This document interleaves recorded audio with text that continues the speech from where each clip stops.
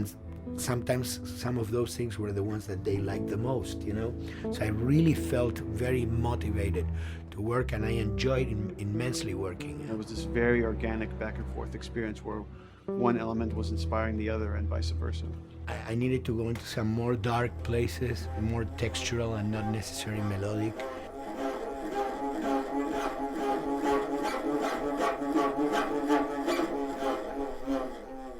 I'm always trying to sort of push myself into playing instruments that I don't know how to play. There's an element of danger and innocence. Lennon once said, you know, give me a tuba and I will be able to do something. I'm an artist. I should be able to do something. I like to put myself in that situation.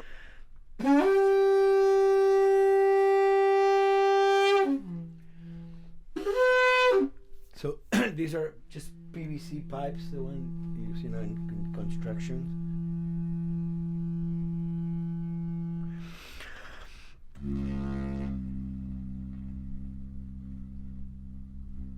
Or instruments that I know, kind of twist them. From the concept of the prepared piano, you know, I mean, I've worked with prepared guitar to stick things into the guitar and things like that. And also in The Last of Us in particular, I work with a detuned guitar. So I really tune the guitar extremely low. And the result is, you know, strings that are very loose and will produce not only sound, but produce noise.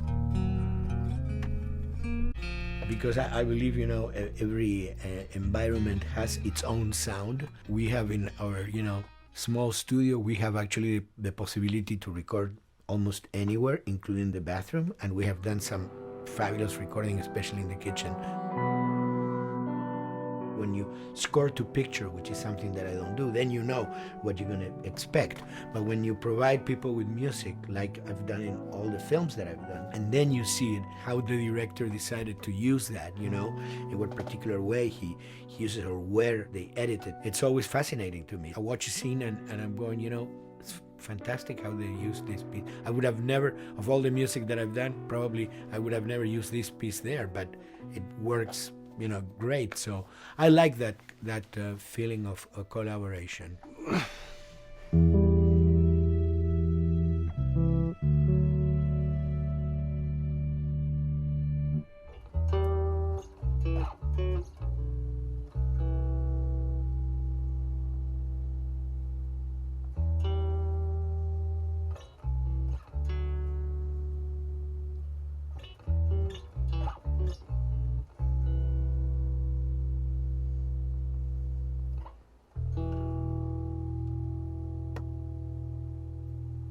I think, you know, the guys also that work in programming and adapting that music to the game, they should share a lot of the credit for the end result. In the beginning, there was silence. Yes. Then they hired sound designers. Then They regretted that decision.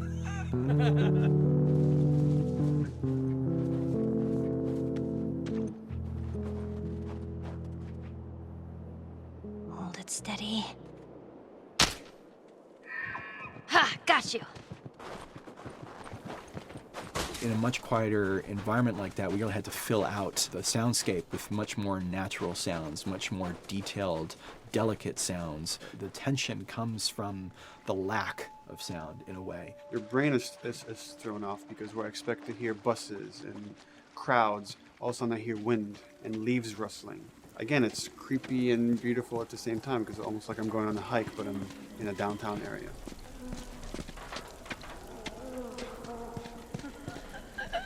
Get up over this truck. Let's see what we can find. To Neil, I mean, we were going through the iterations, so he just did not want, like, yells and screeches and what he called, like, you know, kind of witchy qualities, Right. the cackling witch. He didn't want anything like that. It was a little bit of a head scratcher to figure out, okay, how do we make it sound human but not human? Yeah. We really did not want to use any animals. We wanted these all to be human. Derek and I basically decided to hire a couple of voice actors who did some interesting work vocally to come see if they could come up with something. And we worked with this girl, Misty Lee. She started giving us these really great screeches.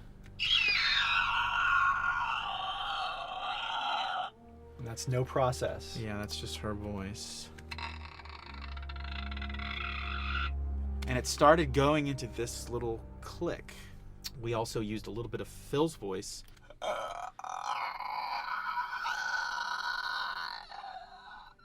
We'd combine that also with an occasional Derek. That's just me, you know, moving my tongue. And what that kind of did was it sort of grounded it all, like maybe in the mouth area, the wetness, all that kind of stuff. And it adds a nice texture, actually. This is a composite of all the bits I just told you about.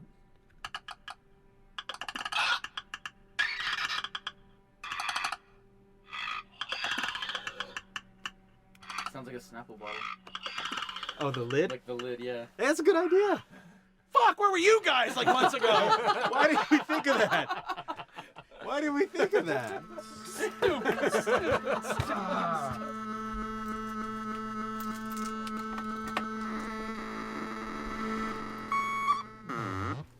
Viewers at home, you're probably wondering what this is. Let me tell you. About 10 years ago, I saw this Synthie A suitcase synth. I wanted to get one. This finally arrived in January, just in time to start using. I thought, well, what can I do with this?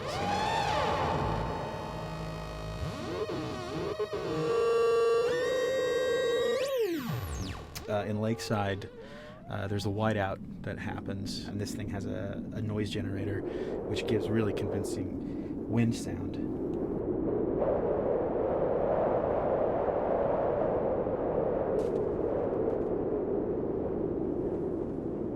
The military still has technology. There's sirens and alarms, so I wanted to try some new concepts.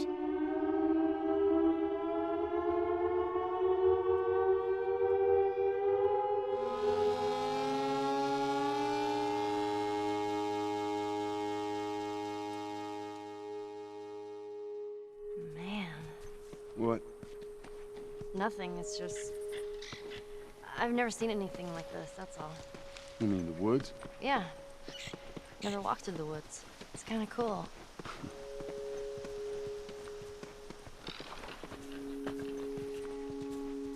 We consciously take in consideration lighting in the beginning. Most of the game, we don't really have any real man-made light sources, so everything is naturally lit. In the past, you know, we could use a lot of artificial light, but in a world that has no electricity, We have to hide most of the time, and that requires getting very close to certain assets.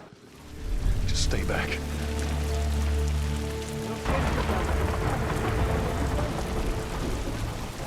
Otherwise, can't.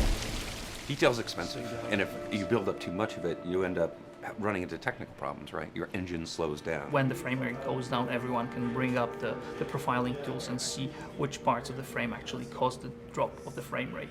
This is the profiling tool. These are all the SPUs. Here's the GPU, and then here's the PPU. You can see, like, here's the main process, and here's all the sub-processes, and you can see, tells you, like, how many milliseconds and cycles it's taking. The programmers are whiz at modifying this stuff and realizing, oh my god, why is this thing so big? We're taking 10 milliseconds on this thing. And then that's when they come over and find somebody and hit them over the head with a club and be like, why are you doing this? I love, we put the 30 frames per second goal because that's what we shoot for.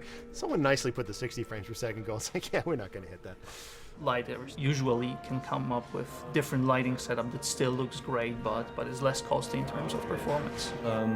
Did you talk to the character artist about her hand? So her face is getting a lot of spec, but then her arm is just like bone dry.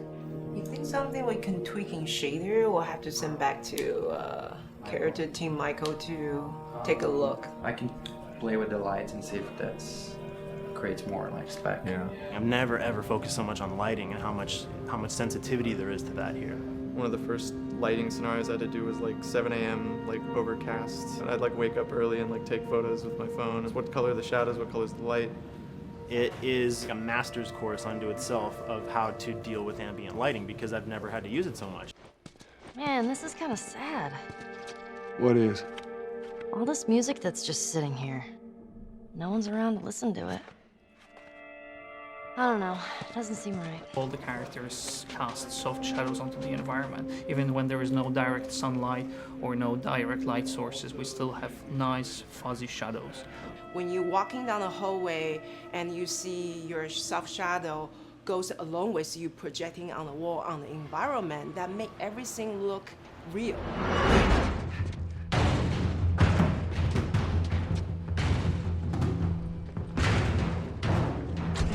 Follow me through here. Okay. The flashlight brought a whole new spin on it. So some of the environments end up being really, really dark, and you need the flashlight to get around. Give me a hand. We want to have the environment be really dark, but also at the same time have colorful surfaces that are sort of hidden, so when a flashlight hits one of those, it bounces off onto the ceiling. If you shine a light on a red wall, it will bounce the red lighting on the whole environment. And it's very difficult to do, very expensive, but we did it. Everything should have a bounce lighting. Otherwise, the world is gonna feel dry and unrealistic.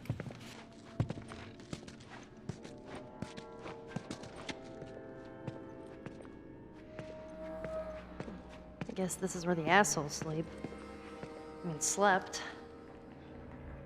This engine is really driven in a way towards a very high level of cinematic control over each frame. And hopefully, if we achieve our goal, you'll see it is beautiful. There are these truly beautiful moments amid all this chaos and destruction. Yeah, once we're done with this whole thing, I can teach you how to play guitar. What do you say, huh? I like some money.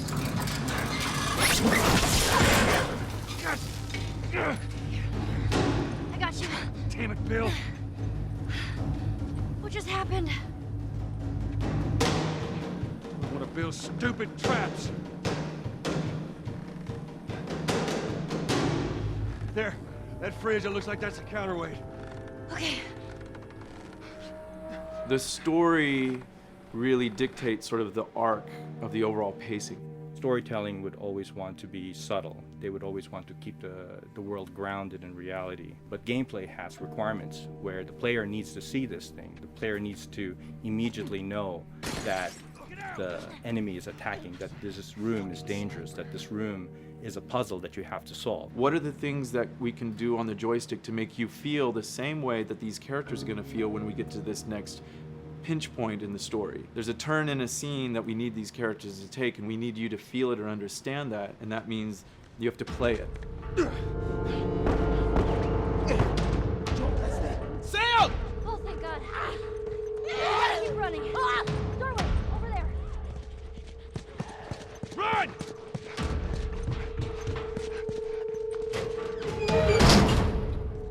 We really want to make sure that there's that contrast between the negative space and then the high tension spikes.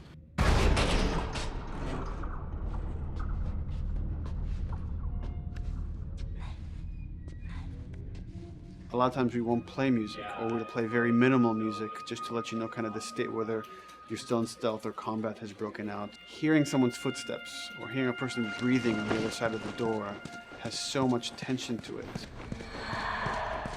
You hear that? Shh, quiet. You feel the tension of the world, make you question whether you want to engage with these guys or kind of try to stealth around them. That's another reason why we don't have traditional cover in the game. You smoothly move around everything, contextualizing with the environment, but you're never locked down. We want the player to, with that crafting system, with the scavenging system, with all of the abilities available to them, to constantly be moving around and changing as the moment arises. Gameplay is all about, I have a limited set of tools, and how am I going to use those tools and those limitations to overcome this obstacle in front of me. And that obstacle might be infected, might be another class of humans that wants to kill me for a bottle of alcohol in my shoes.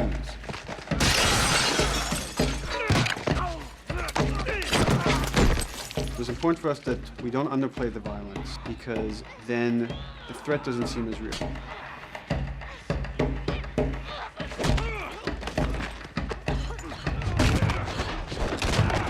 We see video games as this incredible medium to tell stories. We want to treat it as equals to books or comics or TV or movies. This is subject matter that would not be considered out of the ordinary to tell in one of those other forms of entertainment. Fucking hunters. See, this could have been us. We wanted you to buy just the desperation of these people and why they're behaving this way, because it's so brutal. And at the same time, we didn't want to make it so over the top, stylizing it, so then it doesn't become as real. It was important for us actually to hit that middle ground where it's kind of disturbing. That glint that's happening on that curvature, it'd be good if there was a way that we can guarantee that from this angle, we're seeing it. It seems But really it's flat. overall too bright and opaque. Yeah, looks like paint. Yeah, see, the blood on the ground works really well. It's something about the other shader is messed up in this environment. We got to fix that to unify the look. Shouldn't make you giggle or laugh or any of that. You should be kind of appalled by what you have to do, but you understand why you're doing it.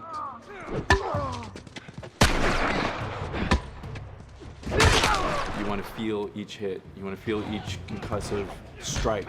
Lives are at stake. We want a death animation to have impactful performance, not just have a guy keel over in a ragdoll. In real life, a guy hitting a guy takes a half a second, but in the game world, you want that to be as instantaneous as possible. I lived my whole life in this very ugly test level. I basically just fight dudes in here all the time. Almost every move is divided between like an intro and a swing. And one of the many things I have to end up doing is like counting frames and being like, okay, on frame 18, I want you to get out of here. I want you to be able to start moving. Every hit reaction that an NPC plays, they are not necessarily in the correct pose. When you strike them the next time, we just pop them with a 0-frame animation change, which is usually kind of a no-no, you know what I mean? Normally you want characters to blend smoothly and realistically into animations. But what we found is that you can cover that pop up with a heavy impact. They can go from almost any pose into the pose that the impact starts from, and your eye just covers up the transition for you. So if you throw a brick at a guy, it puts him in this like kind of staggering stun state. And that changes the moves that you do when you come up and punch him. So now I'm gonna come up and punch him, and now when you're punching him, because you've hit him down, you get this like auto aim moment where you get like a free headshot. I try to make it so that, you know, if you kind of know what you're doing, that you can set yourself up for 1 + 2 = 3. Right here! Memory on a console is a very precious resource. All of Joel's animations with every weapon, all the NPC animations, the stealth kills, you know, all of that stuff happening need to fit within a 4 meg to 5 meg memory footprint. This is a list of everything that's loaded in game and how much memory it's taking, because memory is our most precious resource right now.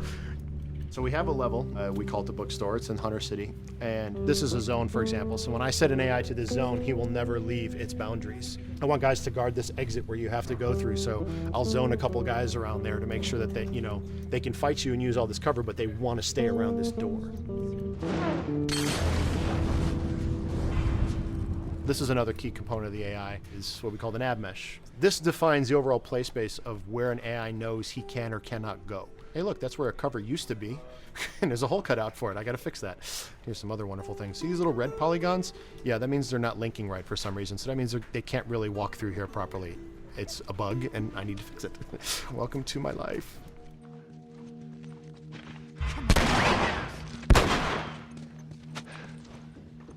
Hey!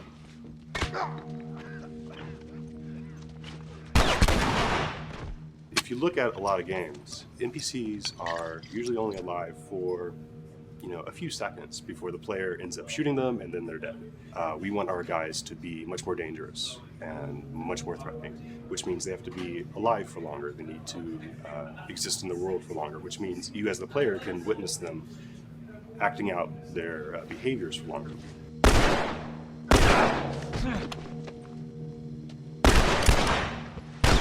So we've been working really hard on our AI systems. Back of the box, biggest bullet is going to be like AI. So we tried a number of different prototypes with the buddies, including having Ellie be super independent of you. She would try to flank the enemies, get behind them, or get between you and them. And a lot of times those decisions should surprise you, just like a real person, a real character would surprise you. And we discovered after many different prototypes, the best thing for her to do generally is to stay very near you.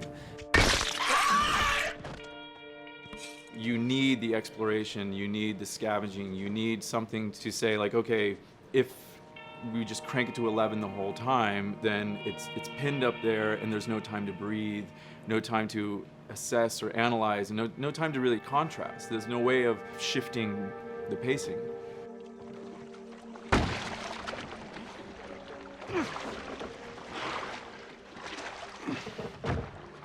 Puzzles are really weird, especially like Naughty Dog puzzles. I think they're very simple and satisfying.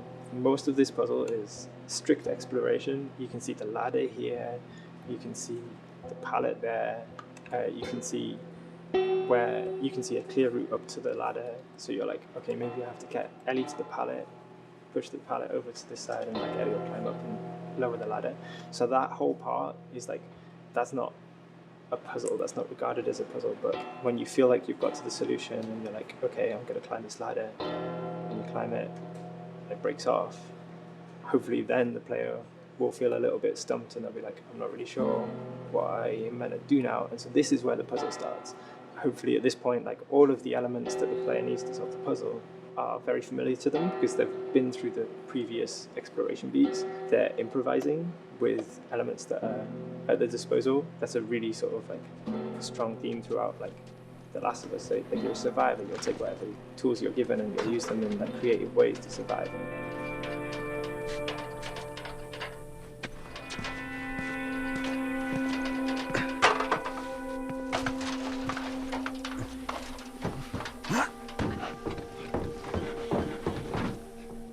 We set out to create something kind of new to Naughty Dog, this crafting system. Our lead designer, Jacob Minkoff, he got this book of like the Survivalist Handbook and homemade munitions and all sorts of funny stuff. Just start reading about, okay, if I was just wandering around in a collapsed society, this world, what stuff that seems like I could find? Alcohol and sugar, you know, if you want to make a smoke bomb. It's difficult to balance the right amount of resources against what you think the player's going to need and making sure that the player feels like they're getting just enough to survive, but not too much that they feel like they're a powerhouse.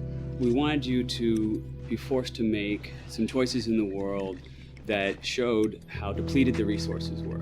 So if there's a particular point in the story where the characters are having a particularly difficult time surviving, then we want you as the player to be finding fewer items, farther apart, harder to survive. We will item starve you at the same time that those characters are feeling starved and worn out.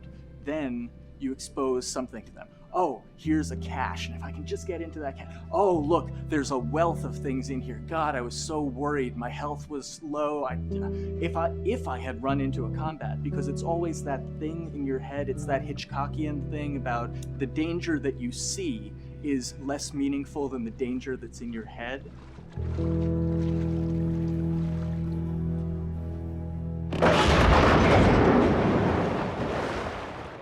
When we're designing the levels, you know, it's nice to have the stuff that we know people are going to encounter. You know, we kind of call this some of the critical path stuff. These are the things that 9 out of 10 players are going to find. They're right in the way. It's where you have to go. And then whenever designing a level, you want to have that little nook and cranny, right? You want to reward the player being like, oh, you went over here.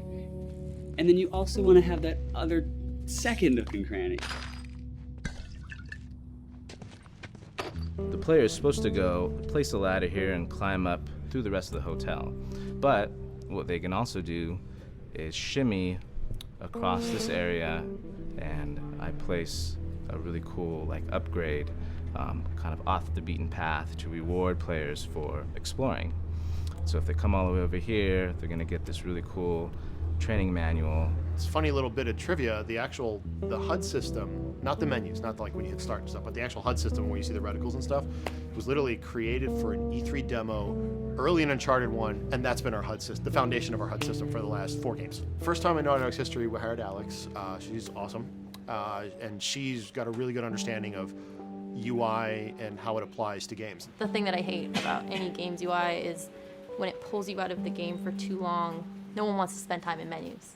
Nobody loves UI, if we're being honest. Like, weapon slotting has probably gone through more iterations than any other system. The stuff that we finally ended up implementing, you press select, you get into this menu, then you D-pad left and right through the slots, and then D-pad up and down will change the weapon, and then just, you don't have to press X or anything, you just select out of it. When you're still, like Joel is here, that's fine, but then as soon as you get into an actual situation, so I'm gonna go over here and cause some trouble. Okay, so here they come, oh god. All right, so now I'm out of ammo. Now I need to like get back in that menu. I have to like run away from them, get into the menu, get out of it. And it ends up feeling like super clunky. Like again, okay, I'm out of ammo again. Get out of here. I need to take out one of my other long guns. And now Bill's in trouble. Bill's in trouble over here. And I've got to like I'm in a menu now and it's like, oh shit, whoever designed this UI is so bad. Like, what were they thinking? Bill's gonna die. In theory, it worked, but then in practice, it felt a little clunky. We wanted it to be the absolute minimum amount of button presses. You don't say to yourself, oh, I'm never gonna be able to do this in time, so I'm just going to give up. I'll die, I'll restart, let me try again. You wanna always make the player feel that there is a way to survive. They can just do this fast enough. And like what's gonna go in now, if you just left, right, D-pad through this stuff, you swap out your guns, like between long gun and short gun. If you're now on this gun and you were to hold X to pick your gun. So it all happens within the same system that you're using to slot the weapons. The first iteration that I did on that was awful. It just took way too long to get in. It was just a mess. QA was so upset at me like all the time. I'm sure they hate me now because of that system.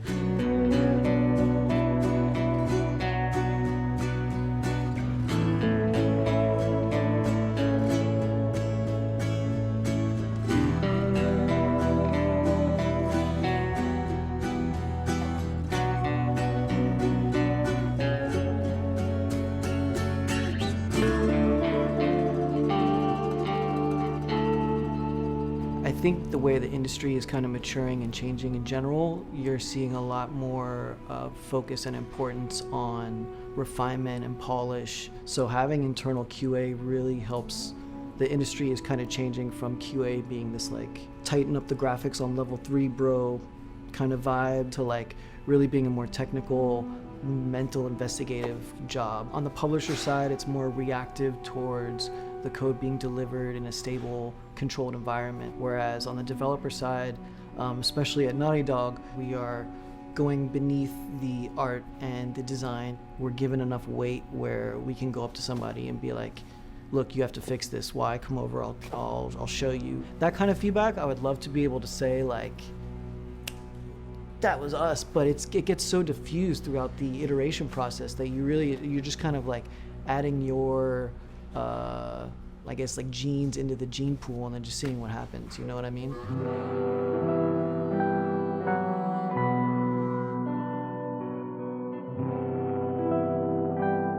Everyone's working all the time now.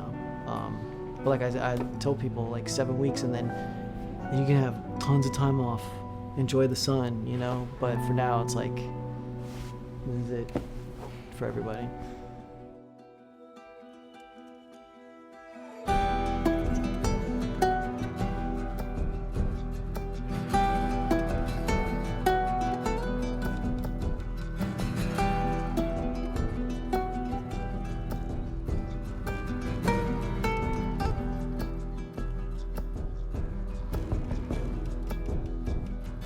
Crunching is part of making games.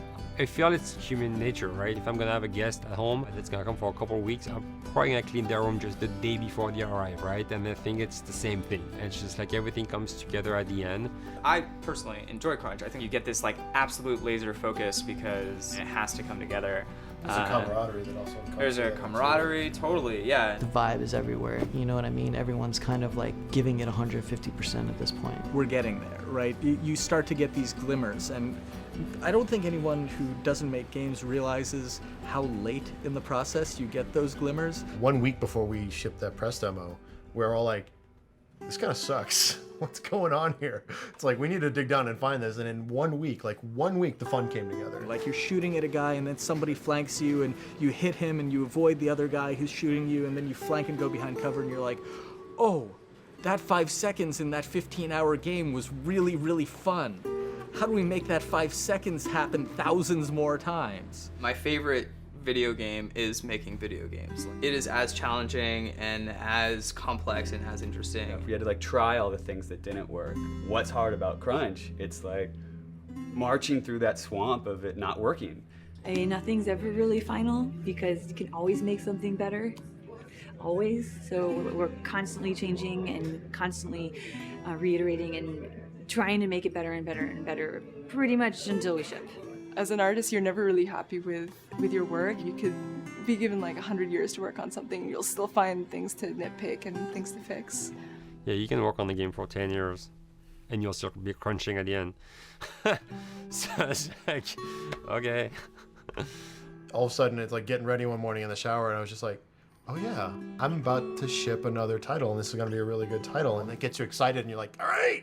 Do I think the game's gonna be good? Yeah, it's gonna be awesome. I think it was good a little while ago, and now we're gonna make it Extra kind of good. amazing. Yeah. What it will take to get there in these next 5 weeks is gonna be a lot. I'm excited. I have faith. Every time we're shipping a game, it's terrifying. You just hope for the best. You don't know, right? I mean, people have different opinions. We have to go with our guts, and I trust the team just to pull it off. This, hands down, is the hardest, most challenging thing I've ever done. We sweat a lot, and we worked a lot, and we all went home tired, you know? But I think that's you're gonna see that on the screen. I think that's gonna pay off. Ellie? Ellie? What? The ladder. Come on. Right. After David, Ellie's visibly distant. You could have done a cutscene to show, hey, you're being very distant, and she's not responding, but to also do that in gameplay, to where it's something that you've done just countless times throughout the game with, you know, let me boost you up here, get the ladder, bring it down so we can do this systemic thing, and the character responds with that, and you have to actually go over to her and go, hey, come on, the ladder, we've done this, let's do this. It's a subtle choice. Like Bruce and I talked in the beginning, is like we have these mechanics, how can we exploit them in a narrative sense? And that's one of those opportunities.